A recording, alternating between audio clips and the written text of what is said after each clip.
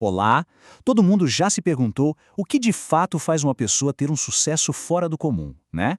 No livro Fora de Série, ou Outliers, o autor Malcolm Gladwell convida a gente a olhar para além do indivíduo, para descobrir as forças ocultas que moldam quem chega lá no topo. Vamos juntos nessa? Desvendar esses segredos? Sabe, a ideia da pessoa que se fez sozinha é um dos mitos mais fortes da nossa cultura. Como o livro mostra, até figuras que, vamos combinar, nasceram em berço de ouro, como Jeb Bush, se enxergam assim. É uma história que a gente adora contar e ouvir. A do gênio solitário que vence tudo e todos, só com talento e muito esforço. Mas e se essa história não estiver completa? O Gladwell joga uma pergunta bem provocadora na mesa. E se o sucesso for menos sobre quem a gente é, e muito mais sobre de onde a gente veio? E não só o lugar, mas a época, a cultura, a família, tudo. E para ilustrar essa ideia, tem uma analogia no livro que é, olha, perfeita. Uma pessoa de sucesso é como o carvalho mais alto da floresta.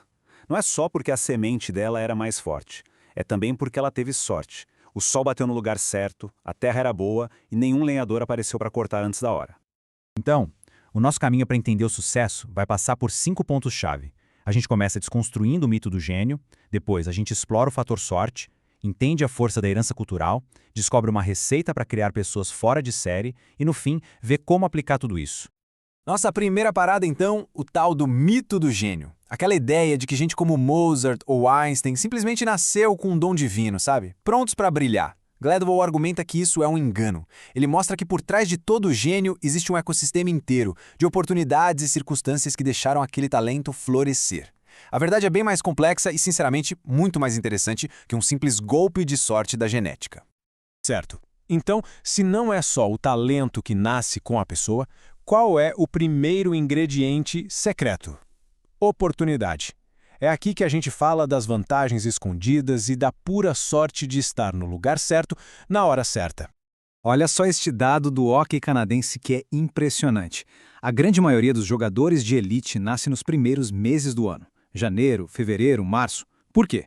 É simples. A data de corte para as ligas infantis é 1º de janeiro. Uma criança que nasceu em janeiro é quase um ano mais velha, maior e mais coordenada que uma que nasceu em dezembro. Essa pequena vantagem no começo vira uma bola de neve, sabe? Ela resulta em mais treino, mais atenção dos técnicos e, no fim das contas, no estrelato.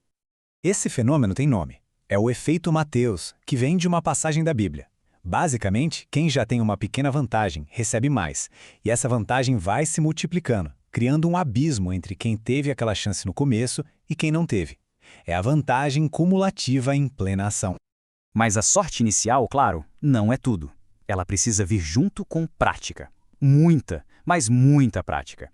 Gladwell foi quem popularizou a famosa regra das 10.000 horas. Para virar um especialista de verdade em qualquer área complexa, são necessárias, em média, 10.000 horas de prática focada.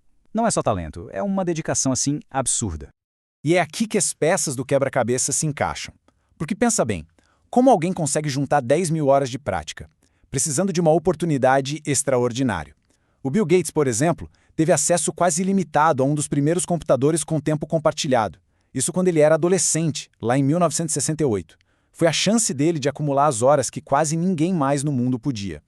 O timing foi simplesmente perfeito. Os pioneiros da revolução dos computadores pessoais nasceram numa janela de 2, 3 anos. Bill Gates, Steve Jobs, Paul Allen, todos ali, nascidos entre 54 e 55. Eles eram jovens o bastante para abraçar a nova tecnologia, mas já tinham idade para estar prontos quando a revolução explodiu de vez, em 1975. Foi uma sorte demográfica, uma coincidência incrível. Mas mesmo com a oportunidade certa e as 10.000 horas, ainda falta um elemento fundamental. A gente pode dizer que a oportunidade é metade da história. A outra metade é o legado. São as heranças culturais que a gente carrega e que moldam de um jeito muito profundo as nossas chances de sucesso. Vamos pegar o caso do Chris Langan e do Robert Oppenheimer. O Langan tem um dos QIs mais altos já registrados na história, mas cresceu na pobreza e hoje vive uma vida bem comum. Já o Oppenheimer, o pai da bomba atômica, também era um gênio, mas veio de uma família rica, culta. A grande diferença não era o QI, mas uma coisa que o Oppenheimer tinha de sobra e o Langan não. A tal da inteligência prática. Inteligência prática é o famoso jogo de cintura, sabe? É saber o que dizer, para quem dizer e como dizer para conseguir o que se quer. Não é uma coisa que nasce com a gente, é uma habilidade que se aprende principalmente em casa, com a família e no ambiente em que se cresce. É saber navegar nas regras do mundo. E essa herança pode ser cultural de um povo inteiro. Esse provérbio chinês, por exemplo, reflete a cultura dos campos de arroz. Por séculos, plantar arroz exigia um trabalho super meticuloso, complexo e que tinha uma relação muito clara entre esforço e recompensa. Quanto mais se trabalhava, mais se colhia. Essa mentalidade de persistência e de trabalho duro acabou virando um legado cultural poderosíssimo.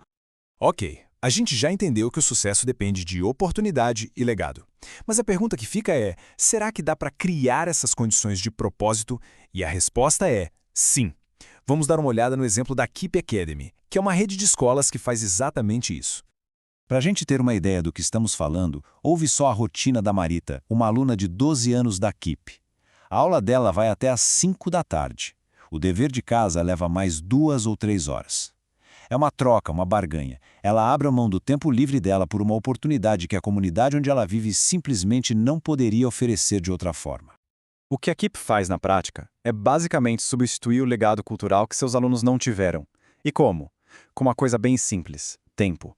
Os alunos da Keep passam de 50% a 60% mais tempo aprendendo do que os alunos de escolas públicas comuns. Eles têm aula aos sábados, durante o verão. Isso acaba com aquela perda de aprendizado das férias, que afeta muito mais os alunos de baixa renda. A Keep, de fato, cria oportunidade.